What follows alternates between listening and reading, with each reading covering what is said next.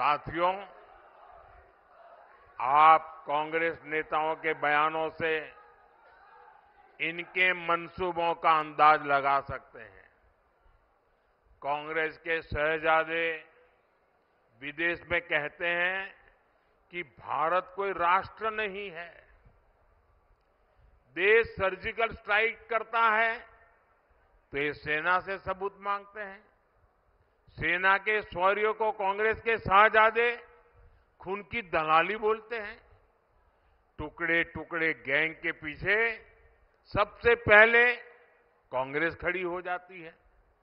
कर्नाटका से कांग्रेस सांसद दक्षिण भारत को तोड़कर अलग करने की बात कर रहे हैं और अब तो कांग्रेस के राष्ट्रीय अध्यक्ष तक खुलेआम देश की एकता के सामने सवालिया निशान खड़ा कर रहे हैं। ऐसी भाषा बोल रहे हैं।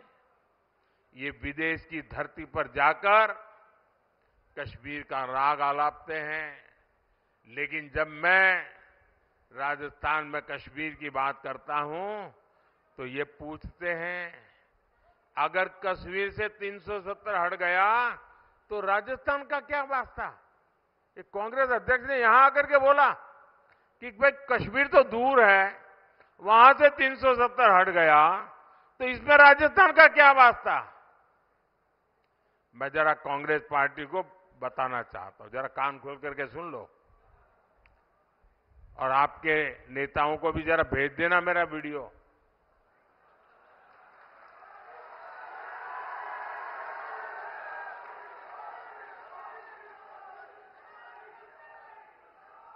कांग्रेस के नेता समझ लें, राजस्थान का कश्मीर से क्या वास्ता है, ये जानना है तो राजस्थान के बलिदानी वीर शहीदों के घर जाकर के पूछो।